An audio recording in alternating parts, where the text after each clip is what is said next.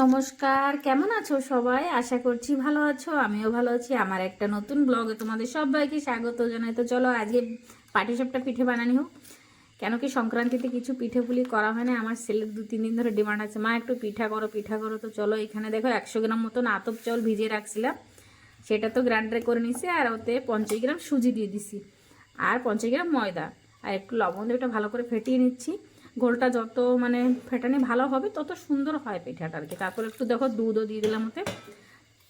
দুধটা দেওয়ার পর একটু কালার তো আনতে হবে একটু, তো কালারের জন্য একটু গুড় দিয়ে দিচ্ছি, দোকানের কেনা গুড়। একটু পাটালি হইলে ভালো হয়, পাটালি গুড় হইলে, কিন্তু আমি এখানে খুঁজি পাই না।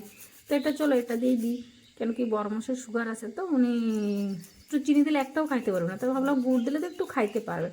তো এখানে পুর করার জন্য দেখো ছানা আনা হয়েছে, ছানা দিয়ে করা হবে পাটিসাপটাটা।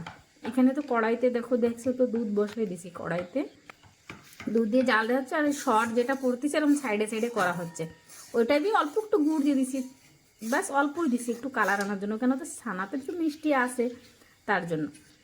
তো এখানে ভালো করে এইটা একটু ঘোলাচ্ছিলাম, দেখো যত ঘোলানিটা মানে পাতলা হবে তত সুন্দর হবে। আর এখানে দেখো সুন্দর হয়ে গেছে, পুরটাও আমার হয়ে গেছে। এখানে ছানাগুলো ভেঙে দিয়ে দিচ্ছিলাম।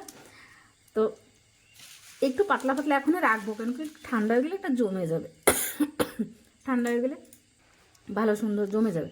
তো এখানে দেখো এই যে পুরটা তো আমার রেডি হয়ে গেছে। তো এখনই নামিয়ে দেওয়া যাবে, নামিয়ে দেবো ওখানে, নামিয়ে দিয়ে এখানে তাওয়াটাও বসিয়ে দেবো। তো এখানে যাই হোক দেখো নামিয়ে দিলাম, এই তাওয়াটাও বসিয়ে দিয়েছি।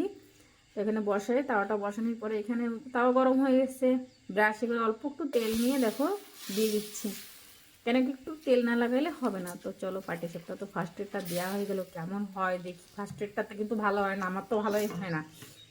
তো যাই হোক চলার মতন হয়েছে, ঠিকঠাকই আছে।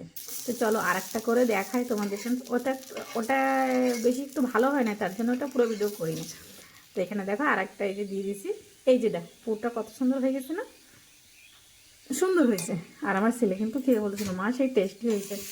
তো বেশি করি না, অল্প একটু করছি, ফার্স্ট দিন তো একটু ট্রাই করছি আর যে কেমন হয়। তো যাই হোক ছেলে খেয়ে, যাদের জন্য করা সে যদি খেয়ে বলে ভালো হয়েছে তাহলে আমার কাছে অতটুকুই ব্যাস। তোমরা কিন্তু ঘরে এটা অবশ্যই ট্রাই করো। তো যাই হোক ব্লগটা এখানেই শেষ করি। সবাই ভালো থাকো, সুস্থ থাকো, সাবধানে থাকো। আর প্লিজ আমার চ্যানেলটা সাবস্ক্রাইব করো, শেয়ার করো, কমেন্ট করো। বাই।